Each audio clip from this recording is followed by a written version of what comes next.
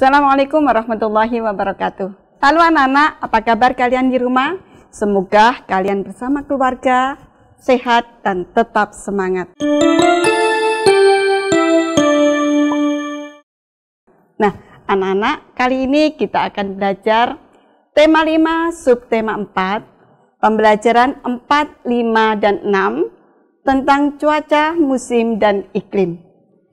Anak-anak, pada pembelajaran yang lalu, tentunya kalian sudah belajar cuaca, musim, dan iklim.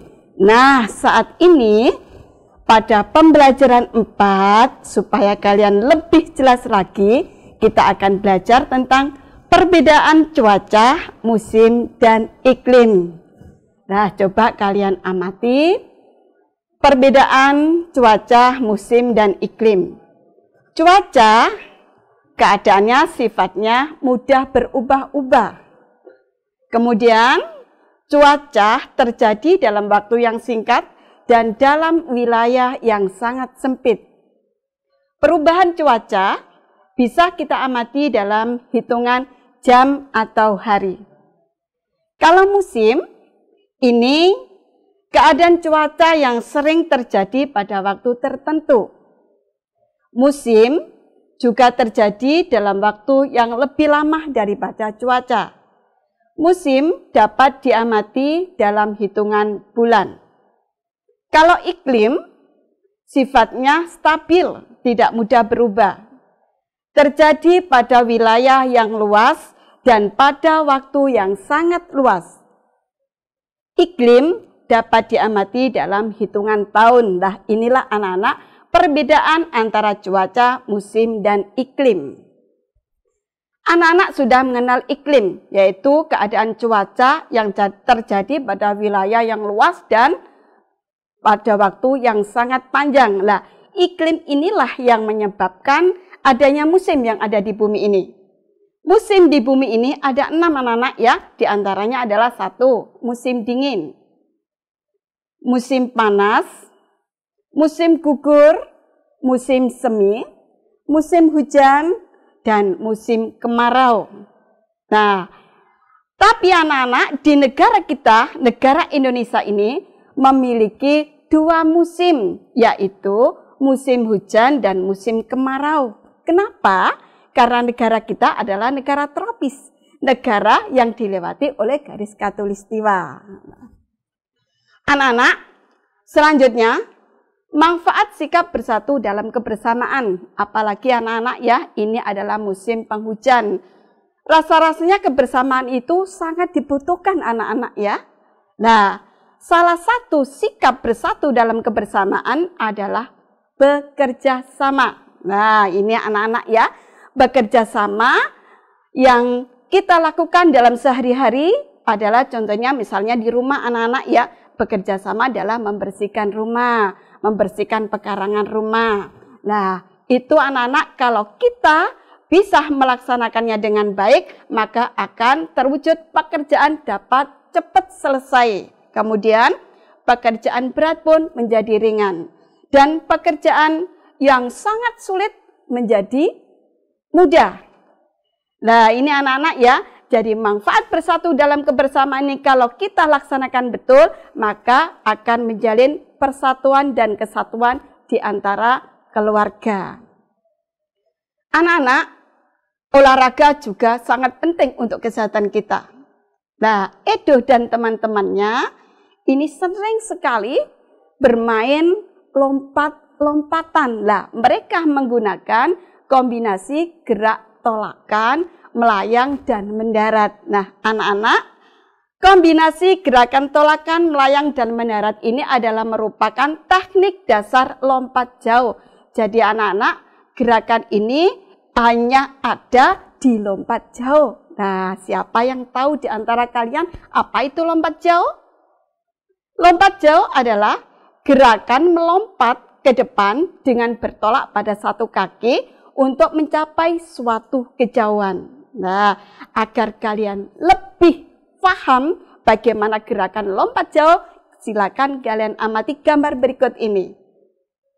1, ini gambar 1 adalah gambar melangkah. Yang kedua, gerakan tolakan. Yang ketiga, ini adalah gerakan melayang. Dan yang keempat adalah gerakan posisi yang berada di udara.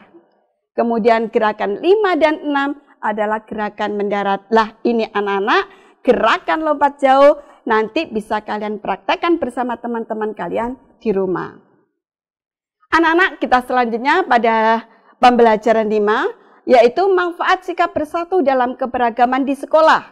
Tadi manfaat sikap bersatu dalam kebersamaan, tapi sekarang adalah sikap bersatu dalam keberagaman di sekolah. Jika ini bisa kita laksanakan, maka akan tercipta kehidupan yang rukun. Kemudian manfaatnya meningkatkan persatuan dan kesatuan. Tercipta rasa aman di sekolah. Kemudian suasana belajar menjadi menyenangkan sekali. Dan yang terakhir adalah menumbuhkan sikap toleransi dan jiwa sosial. Nah, sekarang apa sih contoh sikap bersatu dalam keberagaman di sekolah? Nah, contohnya adalah, nah ini anak-anak ya, piket sekolah. Kemudian belajar kelompok, bermain tanpa membedakan teman. Nah ini anak-anak ya, sikap bersatu ini kalau kita laksanakan dengan baik, maka kita akan mendapatkan suasana keharmonisan dalam kekeluargaan di sekolah. Anak-anak, kita sekarang akan belajar matematika dengan pengurangan pecahan berpenyebut yang sama. Mungkin pada pembelajaran yang lalu kalian sudah belajar ini anak-anak ya. Ini agar kalian lebih jelas lagi, kita ulangi lagi. Ini ada bilangan pecahan 6/9 dikurangi 4/9. Nah, cara penyelesaiannya adalah 6/9 dikurangi 4/9. Anak-anak masih ingat antara penyebut dan pembilang? Yang atas adalah pembilang, yang bawah adalah penyebut. Nah, ini anak-anak ya. Yang dikurangkan adalah pembilangnya, bukan penyebutnya anak-anak ya. Pembilangnya dikurangi 6 dikurangi 4. Nah, sedangkan penyebutnya tetap. Penyebut tetap tidak dikurangi anak-anak ya. Nah, jadi 6 dikurangi 4 sama dengan 2/9. Jadi penyebutnya tetap sama.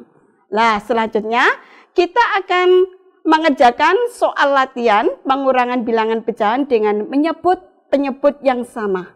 Kemudian kita nanti akan menuliskan lambang bilangan pecahannya lengkap dengan gambarnya. Coba anak-anak, ini ya. Ini adalah gambar kotak-kotak. Ini anak-anak ya. Kita hitung dulu. Ini ada berapa ya kotaknya ini ya jumlahnya? 1, 2, 3, 4, 5, 6, 7, 8, 9. Nah, anak-anak ada 9 kotak. Nah, ini adalah keseluruhan dari gambar 1, 2, dan 3 jumlahnya sama. Ada 9. Nah, ini menunjukkan bahwa penyebutnya, ini adalah menjadi penyebutnya 9. Nah, untuk mencari pembilangnya, kita akan memberi warna gambar tersebut anak-anak ya. Nah, kita warnai 4 kotak. Berarti ini menunjukkan 4/9. Jadi yang berwarna 4, jumlah keseluruhannya 9. Jadi ini bisa ditulis dengan lambang bilangan 4/9. Kemudian kita tulis lagi 9-nya tetap penyebutnya. Kemudian kita warnai 2 kotak. Kita tulis 2. Nah, ini menunjukkan berarti 4/9 dikurangi 2/9 sama dengan 2/9. Anak-anak, ini juga sama cara mengerjakannya. Kita hitung ini adalah roda. Ini ada di dalamnya roda, ini ada segitiga yang jumlahnya 5. Bisa kita tulis penyebutnya dulu /5. 5-nya dulu ya anak-anak ya. Kemudian kita warnai seperti ini.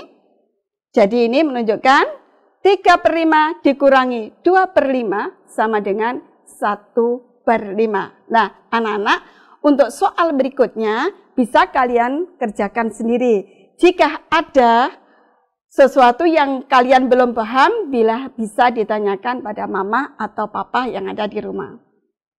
Nah, anak-anak, sekarang selanjutnya kita berada pada pembelajaran 6. Nah, kita belajar tentang pentingnya sikap bersatu dalam keberagaman di keluarga. Tadi sudah keberagaman dalam kebersamaan, kemudian keberagaman dalam sekolah. Sekarang kita belajar tentang sikap bersatu dalam keberagaman keluarga.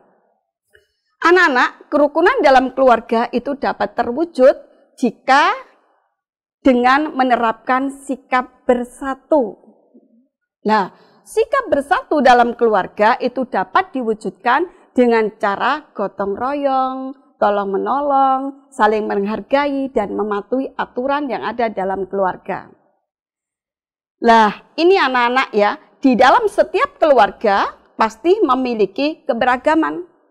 Baik itu keberagaman fisik, keberagaman sifat, maupun keberagaman hobi. Nah, misalnya anak-anak ya, keberagaman fisik. Di dalam keluarga pasti ada yang gemuk, ada yang kurus. Nah, itu kita harus saling menghargai. Kita tidak boleh mengolok-olok. Misalnya kakak kita gemuk, misalnya. Itu kita tidak boleh mengolok-olok. Kemudian sifat anak-anak ya. Sifat di dalam keluarga pasti berbeda.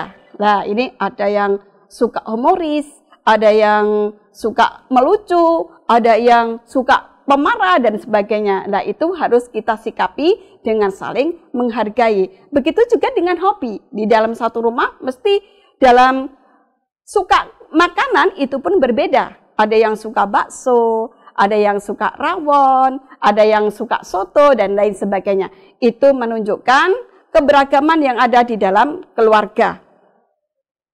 Nah, anak-anak, jika keberagaman ini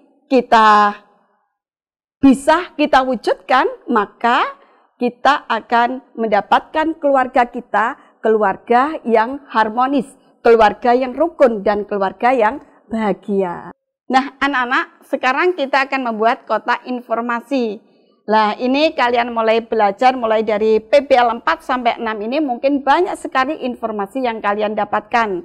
Nah, sekarang buat kotak informasi ini di selembar kertas, lalu beri judul di setiap kotaknya. Kalian beri judul cuaca, musim, dan iklim. Nah, setelah itu kalian tulis pokok-pokok informasinya. Nah, anak-anak seperti ini anak-anak ya. Nah, cuaca adalah keadaan udara pada wilayah tertentu dan berlangsung dalam waktu yang singkat. Ini adalah informasi pertama. Lah, kalian bisa menambahkan informasi-informasi lainnya tentang cuaca di bawah ini tadi. Nah, selanjutnya adalah informasi penting, informasi pokok tentang musim. Musim adalah cuaca yang sering terjadi pada waktu tertentu dan keadaan musim ini bisa diamati dalam hitungan bulan. Nah, sama dengan cuaca tadi, kalian bisa menambahkan informasi pokok lainnya pada tentang musim di bawah berikut ini, di bawah tadi. Kemudian selanjutnya adalah iklim. Iklim adalah keadaan cuaca pada daerah yang luas dan dalam waktu yang panjang dan bisa diamati dalam hitungan tahun. Sama anak-anak, informasi tentang iklim juga banyak sekali. Ini nanti bisa kalian tulis pokok-pokoknya di bawah informasi iklim ini tadi. Nah, anak-anak, kiranya pembelajaran tema 5 kita cukupkan sampai di sini dan kita lanjutkan pada pembelajaran tema berikutnya. Jangan lupa belajar dan jaga kesehatan. Bu Guru akhiri, Assalamualaikum warahmatullahi wabarakatuh.